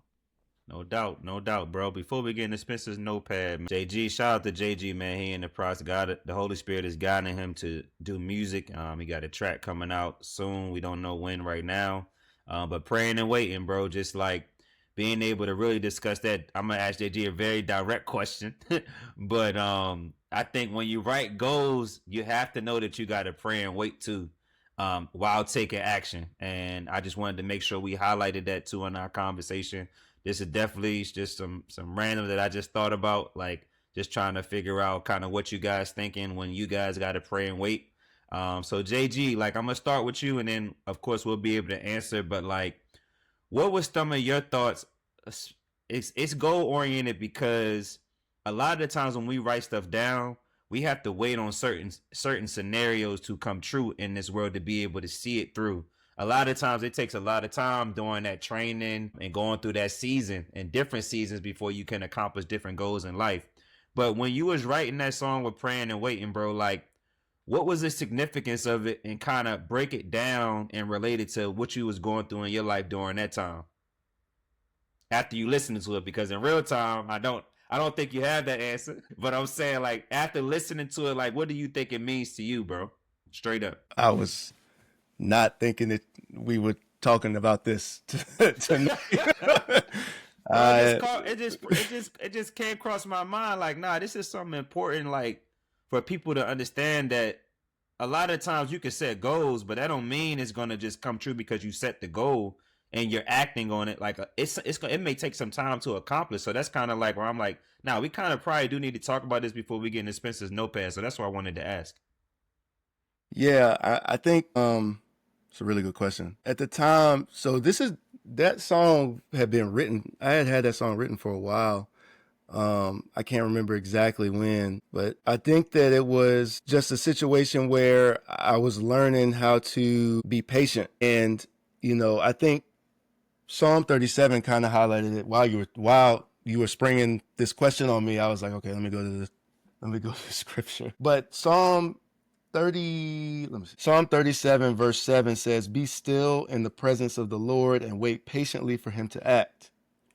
And so I think that's really what I was trying to practice at the time, because, I'm kind of used to, with basketball, it's like, or any sport, it's like once you get the information about how to improve, like you want to improve or you want to add a skill or whatever the case may be. But you want to improve at your craft. You want to, for whatever reason, you want to get better, and add something to your game. Once you get the information, you just go about the process of doing that, of adding that skill, or that process of improvement. Once you start putting the work in, you start to see the results. If you want to get stronger, you change the way that you train. You change the way that you lift. Right? You change up your reps, you change up your sets, you vary the exercises so your body doesn't get used to stuff. You add active rest, you know what I'm saying? So these are just some ways that you can kind of improve your strength and endurance when you're trying to add that component to your game, I guess, athletically. But the point is, once you start putting in that consistent work, you start to see the results. You feel stronger. Your body starts to transform. You look different. You know what I'm saying? And so it's not really the case with the faith walk. Like the patience and the work and the progress looks a little bit different. And so I think rather than get frustrated, God was just directing me to scriptures that was like, just wait and trust that you submit what your plans are to me, and I'm going to make them successful. Like you're not going to do it. You're not going to be successful in this apart from me. Okay, but there is a process, some of the steps that you don't know that has to go into this now. And I'm going to guide you through it, but it's going to be in my timing. So we're not really in control of it in that regard. Like you lift weights, you put yourself to a 4-week weight program, you start to see results, right? You get in the gym and you working on a certain move or getting to your spot, a different move to get to your spot, and you working on making that shot consistently. You start to see results once you start playing. You putting that consistent, you getting them reps in. Faith reps look different. Like faith reps, you might not see it right away. You might not see it after 4 weeks. You might not see it after a couple months. But you can't be discouraged in that process. You got to keep putting in that time with God. You got to be committed to growing, to allowing him to grow you in your faith and change some of your old habits so that you can really start to understand what it means to be a new creation in him. Okay? And once you realize that this is what it takes, and it's like, I might not see it, but God, I know that you're working everything out for my good. I know that you're working behind the scenes. I trust you. I've read your word and I've seen what you've done for your people. So I'm going to just be patient and I'm going to just continue to pray and I'm going to wait on your time. I'm going to wait on you because it's your way is better. It's going to be better when it happens to your time. And then if I'm rushing trying to get to it first and I'm not really ready for what comes with it. So I'm going to wait. I'm going to be patient. I'm going to allow you to prepare me for what it is that you have for me because I don't even know the full scope of what it is that you have for me yet. You might only be showing me a little piece of that. And so I'm thinking I'm ready when I'm only seeing one piece of the puzzle. I'm not seeing the big picture because I'm not ready for that yet. So I got to be patient. I got to pray. I got to remain consistent in my prayer. And I just got to wait on you. Your word says it. Be still in the presence of the Lord and wait patiently for him to act. So I think that was kind of the genesis of the thought of the song. And then it was like, honestly, like once I found a beat to go with it, all the lyrics just came. Like God just gave me all of the lyrics. So, and that was it. So it was just patiently waiting for something else. Not even, I wasn't waiting for that song. I was thinking about something else. I'm waiting and praying on something else. But in the process, I come across this beat and I'm like, ooh, I really like this. And he's taking me through these concepts in his word about being patient and waiting on him waiting for him to act. And his thoughts are higher than mine. Like his ways are better than mine. So I'm taking this in. I start really understanding, digging deep into that and including it in my prayers. So I'm praying, I'm waiting, knowing that what you have for me is better than anything that I could possibly generate or have for myself. So yeah. Hey, real quick. That boy said, I was not ready for that question and just start dropping bars. Boy, I could only imagine if he was ready, boy. I wasn't ready. But here we go. Let me hit you with this anyway. Hey, I appreciate you, bro, because that was fire. That answer was fire, bro. I appreciate you. Shout out to Rail putting me on the spot with that one. Bro, I had to, because it's like everybody don't get to understand, like, and again, it wasn't even about the song, but I knew it was like stuff that you had to be going through because it resonated with me when I heard it. So I was just like, man, this is so real. Like we gotta pray and wait. Like praying and waiting and just continuing to do it. And the fact that you just keep repeating it over and over and over, I'm like, he ain't lying though. This, it's a song, but he ain't lying. Like this is so true. So nah, man, I had to ask y'all, like, what is it like to create goals and then pray and wait? Spence and Shy, what y'all got, man? Before we get into Spencer's notepad. Yeah, I'll be pretty quick with this. Goals don't always happen right away, right? And so you got to have patience in anything in life, right? Because like you mentioned, I think New Year's resolutions is the perfect example of people not having patience. A lot of people set goals to lose weight or something. First off, they don't even set a specific goal. So that's part of your problem. You need to set goals that are specific. Losing weight is not a goal. Losing a certain amount of weight by a certain amount of time is a specific goal. But they set this goal and they go into the gym and they don't see like JG said, you don't see the results right away, and you're not patient enough to stick through it to actually accomplish that goal. When I was bodybuilding, I knew it was going to be a 16-week prep. 8 weeks in, I was like, man, if I didn't know it was 16 weeks, I ain't ready for this show. I'm gonna quit.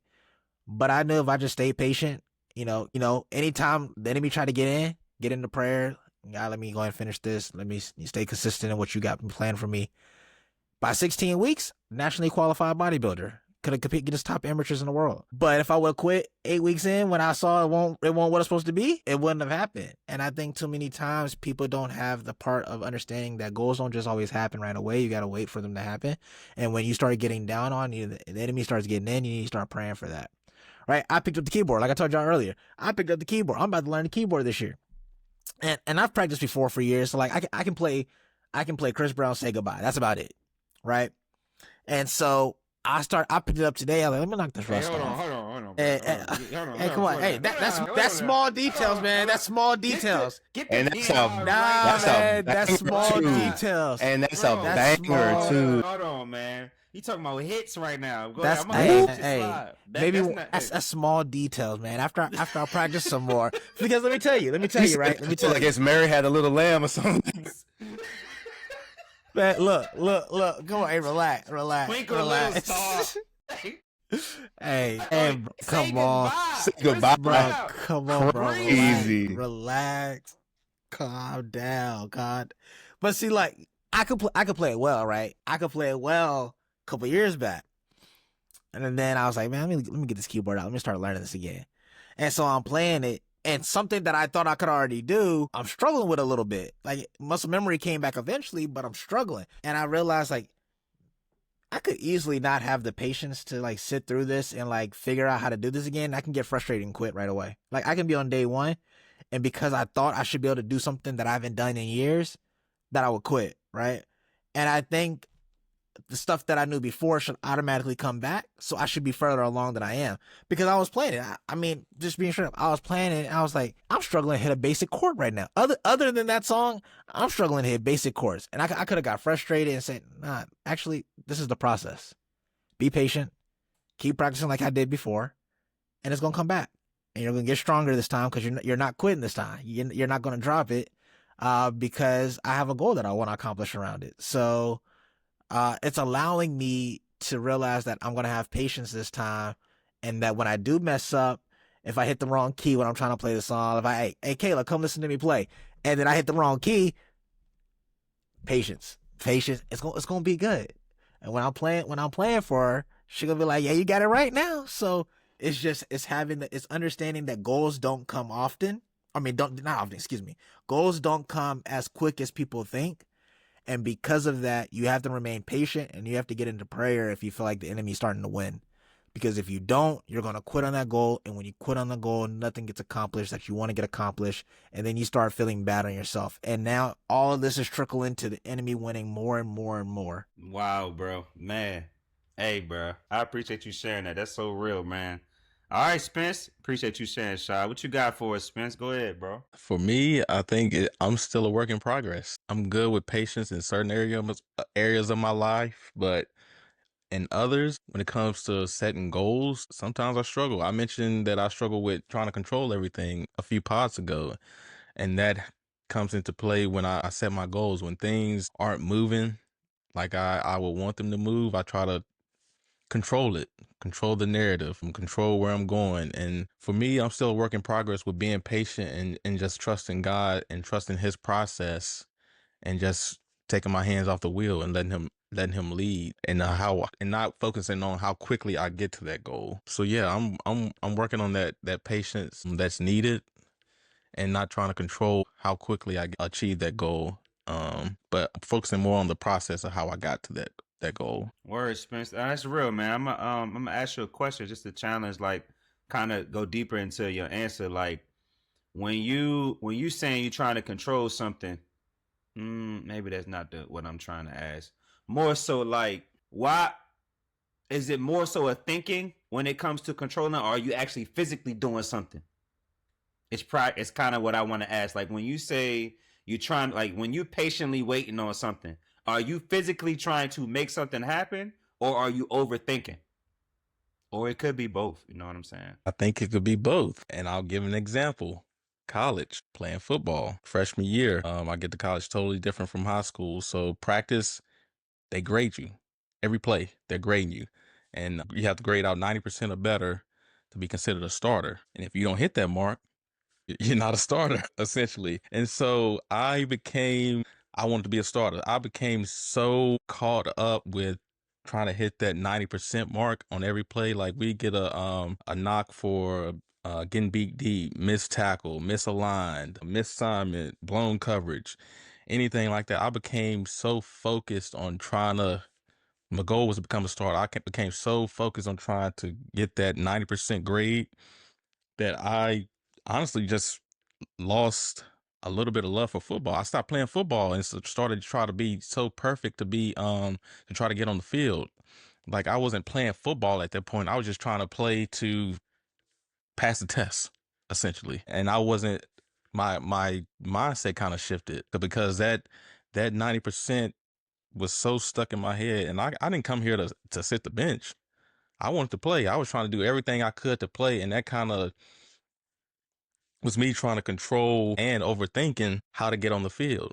Instead of just playing football like I have all my life, I'm over here trying to get the answers to the test and then pass the test. And I was failing.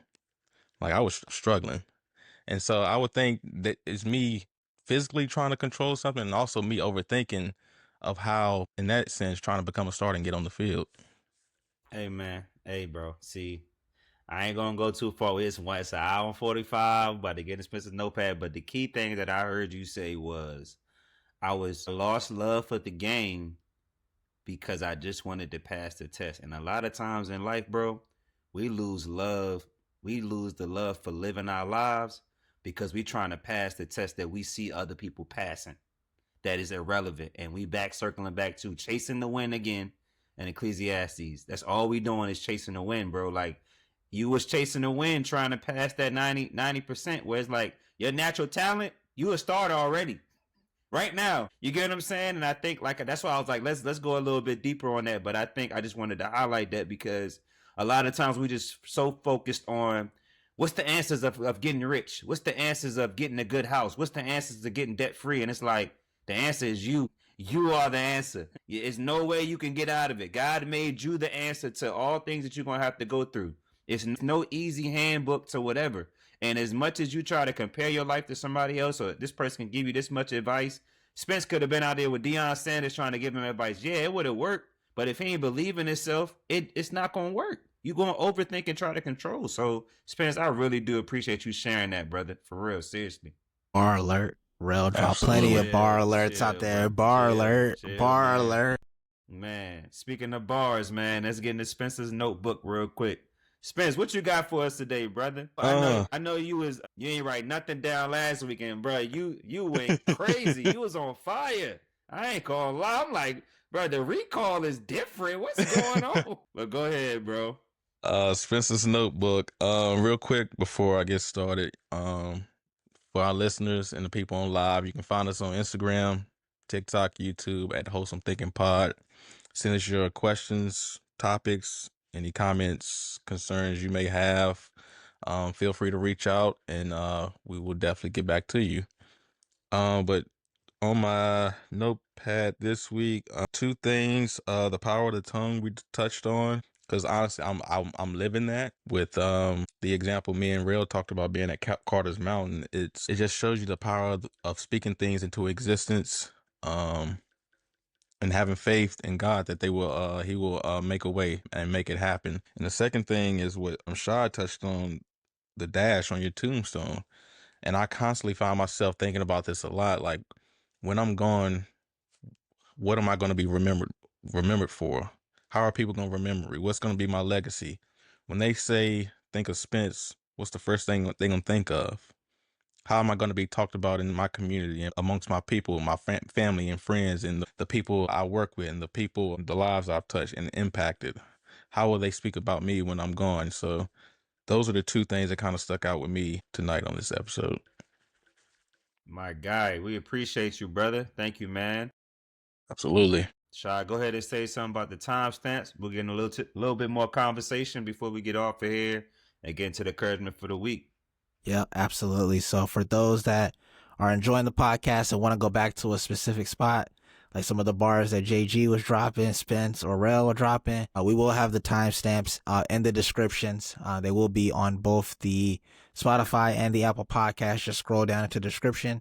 You'll see different sections of our episode today where you just can go back and study and apply it to your life, as well as any of the resources that we shared podcasts that we share, Bible verses that really impacted the conversation, book recommendations, anything like that. We'll have those in the description for you all as well to go back for reference, to kind of make the connection for yourself, but also to learn from it, take it and apply it to you. That's the goal of those timestamps and those resources, is to get you all the tools to be the best versions of yourselves. So definitely make sure you maximize and utilizing them. Appreciate you, Shad. And before we get into any other conversation, I also want to say this summer we moving into another phase of the podcast. I know you'll always hear us talking about bringing guests on. Definitely feel free to email us or visit us on our platforms on social media. And DM us and let us know if you want to be a guest on our podcast, and we'll be happy to send you a survey so we can look over your questions and have you join us to see how we can grow the community and just dialogue and push the conversations further on wholesome thinking. So again, look forward for different episodes coming soon this summer as we continue to look for guests as we try to get them on our platform. But all right, guys, what other topics y'all got on your mind before we get off of here, man? Anything? Because I know we could keep going. And if not, we could get into the encouragement for the week. Anybody got anything though? We might just got to go to the encouragement, bro, because Well, you can't even open that door. You can't open that door. You try to do part 2 right now. Right now. You try to do part 2. My fault, man. My fault, fellas. I'm about to say, I am conversation's well. good. Sure. We having fun. I took a nap after work, bro. Y'all see my eyes? I'm back. I'm good. Y'all got me hyped. But nah, all right, man, let's get into the encouragement for the week. Mike can do it a little different this week. I would try to give a short reflection, and then some encouragement for the week based on your reflection, man. So take y'all times and think about what y'all want to say, and then we'll go ahead and get started with the encouragement for the week. Yeah. I think quick, I'm going to go ahead and go. For my reflection, it's realizing that there's more way to think about these goals that we set, and realizing that get your priorities right, in the sense of if we're focusing on God first, like JG said, then everything else becomes easy, right? It's not impossible to do things without faith, but it sure is a lot harder. So if you have God in your life and you're doing that, enemy can't come and get distractions because you're focusing on the right thing. You're looking at the right North Star. And so that's my reflection, is just I'm gonna go back to that section for, like, that's something that I'm gonna be replaying, is what JG was talking about, because there was so many lessons in there that really helped me out, especially because I do have some big goals. I have some small goals as well, but sometimes I could rush these goals. I could be so anxious to accomplish these goals that I actually forget why I'm trying to accomplish these to begin with. Like, it's because God told me that this is what I want you to do. And I'm so focused on the earthly part of it sometimes. And so everything that JG was saying in that section is going to allow me just to go back and remember it. So that was my reflection. It's not what you know, it's what you remember. And so being able to just go back and remember that each time when I get in those spots and say, hey, this is a spot I can go back and just remember. And so my encouragement would be celebrate all of your wins, no matter how big or how small it is, right? The biggest thing, like, I guess my main point I've always been saying the whole episode was, if it moves your life forward, that's a win. That's a goal. That's something you accomplished. And so no matter how big it is or how small it is, if your goal was to save $1,000 this month, but you only saved 300, but the month prior you didn't save anything, celebrate that 300. Don't beat yourself up and say you didn't hit your goal. No, you moved your life forward. You saved 300. That's a small win. And those small wins will eventually lead to the big wins that you want. So celebrate those each and every step of the way, because that's how you're going to stay encouraged, right? Discipline is the main thing you have, but you do got to make sure you're encouraged too, right? And so celebrate all the small wins that you have. No matter how small they are, they're a win if they're moving your life forward. And you should be proud of those. And don't worry about what somebody else got going on. Be proud of what you've accomplished, no matter how big or small it is. My guy, appreciate you, brother. Appreciate you, Shad. All right, man. JG or Spence, what you got, man? For me, as I reflect on the conversation, we didn't touch. I don't think we really touched on it, but it kind of ties into the dash on the tombstone that Shad mentioned. Is there's going to be failures when you're setting goals. Everything won't be perfect. Everything is not going to go as planned. There's going to be some obstacles. There's going to be some hard times, but don't let that discourage you from staying on track and keep going. Don't let that break your consistency. Don't let that stop you in your tracks from achieving your goal. There's going to be failures. Nothing's perfect. Trust me, I know I've tried with the the example I gave in about playing football in college. I've tried. You're not going to be perfect. You're not ever going to be perfect. There's going to be failures, but don't let that stop you. Learn from them and keep going. Appreciate you, Spence. Appreciate you, brother. All right, JG, what you got for the people? I was going to go in a different direction, but the Spirit started talking to me. So my reflection is the importance of writing goals down, and being reminded of the power of speaking things into existence. Again, the thing about aligning with God, I didn't necessarily plan to say, but in the moment, just the thought kind of came together from the Holy Spirit that like this is kind of the goal or the aim of what we should be doing is just aligning our goals and our plans with God's will. Because when we're in alignment, his word says that our plans will succeed. When we submit and dedicate our plans to him, he will make them succeed, which leads me to, it's so funny you asked for a reflection first because I was totally going in a different direction. But then as I was thinking about my reflection, this is what I was led to. And so, man, I was going to go to Deuteronomy, and you said the reflection. And so it made me think of like when the importance of aligning our will with our plans with God's will and just seeking that vertical alignment. It made me think about, why do we work so hard? Like, why are we overworking ourselves so much in the pursuit of these goals that we've set, when the word tells us if we seek out alignment? Matthew 6:33 says, seek first the kingdom of God and he will give you everything you need. Another version says, and all these things will be given unto you. Given. He's going to get, you're not going to earn them with your hard work. Hard work is important. But if you are seeking alignment with God's will and his purpose for your life, when you're seeking that alignment, he's going to give you these things. He is going to make your plan succeed. And so there were some verses, I referenced Psalm 37 earlier, and then that's what I was doing over here. I was like, if anybody was watching the video, I was over here highlighting like crazy. It says, day by day, the Lord takes care of the innocent, and they will receive, not earn, they will receive an inheritance that lasts forever. They will not be disgraced in hard times. Even in famine, they will have more than enough.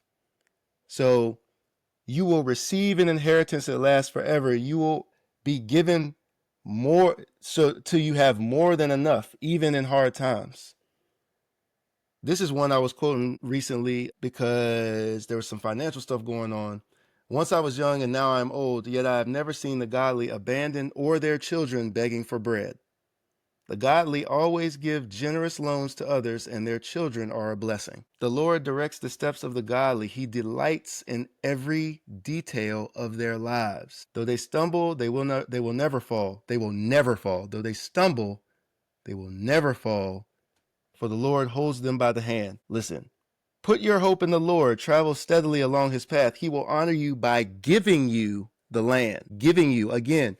So like, as we're talking about goals and working towards accomplishing those goals, we have to keep in mind that when we seek the kingdom of God first and we prioritize that alignment with his will and our plans, we submit those to him, he will make them succeed, and he's giving us the success. He's giving us the land. Okay, we will receive an inheritance that lasts forever. Even in famine, we will have more than enough. The Lord rescues the godly. He is their fortress in times of trouble. So when we encounter trouble in seeking this vertical alignment and walking in the purpose that God has for our lives, Jesus told us in John that we will encounter many troubles, but take heart because I have overcome the world. So we're going to have troubles in this life. And this psalm is saying we will be rescued. The Lord will rescue us in times of trouble. He is our fortress. He helps us, rescuing us from the wicked, and we can find shelter in him. So what I'm hearing, the common theme that I'm hearing is that when we're in alignment with God's will, he is going to give us everything we need. We don't have to work towards or overwork ourselves in pursuit of what we think we need. Like We just need to seek God first and submit all of our plans to Him and put His will over ours. And He's going to make all those plans succeed. He's going to give us the land. The godly is never begging bread, and their children are a blessing.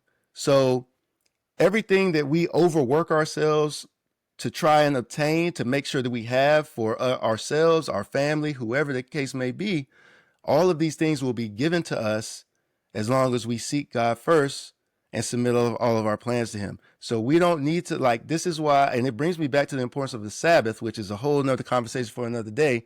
But I just want to make sure that we're not taking the wrong approach and thinking that our work is going to earn something, even though it is important to work hard and to be diligent in your work. But you need to first prioritize alignment with God's will. And that's a surefire way to make sure that you do not overwork yourself and you don't extend yourself beyond what you're capable of, because the Lord is going to direct your steps and He's going to make your plan succeed. That boy get the flowing in the spirit. It's over, bro. Like, this is crazy to see, man. Appreciate you, JG. Now, my encouragement for the week is honestly, everybody has a position in this kingdom life, and everybody deserves to see what that's like. And it just takes one turn. You know what I mean? And I think a lot of times we can get caught up in comparing lifestyles and looking at other people's tests that they're going through. That Spencer example earlier, where it's like they have different answers to their own test. You have a different test that you have to pass. So don't compare anything. And in the process of setting your goals, you got to pray and you got to wait. Man, it's so amazing that Jerron allowed the Spirit to allow him to flow with that this past week, because that's really my encouragement for this week. Is like, even if you don't have goals, pray and wait. Then when you write them down, pray and wait, and make sure you act on it and cover them in God's love and His armor, man. So that's all I wanted to say. We appreciate everybody tuning into our second live stream.